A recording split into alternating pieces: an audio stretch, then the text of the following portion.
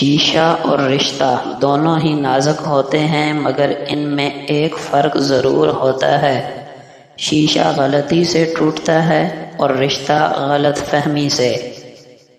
انسان مایوس اور پریشان اس وقت ہوتا ہے جب اپنے رب کو راضی کرنے کی بجائے لوگوں کو راضی کرنے میں لگ جائے۔ انسان بھی عجیب ہے، دعا کے وقت سمجھتا ہے کہ اللہ بہت قریب ہے، اور گناہ کے وقت سمجھتا ہے کہ اللہ بہت دور ہے۔ جو شخص ہمیشہ نکتہ چینی کے موڈ میں رہتا ہے اور دوسروں کے نقص نکالتا رہتا ہے، وہ اپنے آپ میں تبدیلی کی صلاحیت سے محروم ہو جاتا ہے۔ موت کا جھٹکا سب کچھ آف لائن کر کے آپ کے اعمال آن لائن کر دے گا، اس لیے اپنے اعمال درست کرنے کی کوشش کریں۔ دوسروں کی جاسوسی آپ کو کوئی فائدہ نہیں دے گی۔ 3 قسم کے لوگ ہمیشہ یاد رہ جاتے ہیں: جنہوں نے مشکل وقت میں ساتھ دیا، جنہوں نے مشکل وقت میں ساتھ چھوڑا، جنہوں نے مشکل میں ڈالا۔ ٹھیک ہوں، یہ تو ہم کسی سے بھی کہہ سکتے ہیں، لیکن پریشان ہوں یہ کہنے کے لیے بہت خاص کی ضرورت ہوتی ہے۔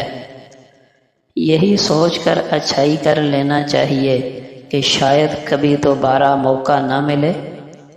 اگر آپ بہت کچھ اچھا پڑھتے ہیں مگر 5 وقت کی نماز نہیں پڑھتے تو یقین جانیے آپ ان پڑھ ہیں۔ سلف صالحین سے پوچھا گیا، ہمیں کس بات پر رونا چاہیے؟ ارشاد ہوا، ان گھڑیوں پر جو گناہوں میں بسر ہوئیں۔ پوچھا گیا، ہمیں کس چیز پر افسوس کرنا چاہیے؟ ارشاد ہوا، ان لمحوں پر جو غفلت کی نظر ہو گئے۔ امام ابن قیم رحمہ اللہ فرماتے ہیں، جب تم اپنی طمع کو ذبح کر لو گے اور لوگوں کی تعریفوں سے بے نیاز ہو جاؤ گے تو تمہارے لیے اخلاص کا حصول آسان ہو جائے گا۔ نبی اکرم صلی اللہ علیہ وسلم نے فرمایا، صلہ رحمی کو تر و تازہ رکھو، اگرچہ سلام کے ذریعے ہو، یعنی رشتہ داروں کے ساتھ صلہ رحمی اور حسن سلوک کا معاملہ کرتے رہو، اور حسن سلوک کا کم از کم درجہ یہ ہے کہ آپس میں سلام دعا کا سلسلہ جاری رکھو۔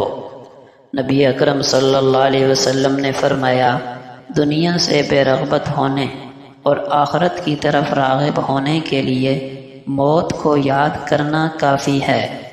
نبی اکرم صلی اللہ علیہ وسلم نے فرمایا، شرم و حیا ایمان سے ہے اور ایمان جنت میں ہے، اور فحش گوئی سخت دلی سے ہے اور سخت دلی آگ میں ہے۔ نبی اکرم صلی اللہ علیہ وسلم نے فرمایا، اس بندے پر انتہائی تعجب ہے جو آخرت کے گھر کی تصدیق کرتا ہے لیکن وہ دھوکے والے گھر یعنی دنیا کے لیے کوشش کرتا ہے۔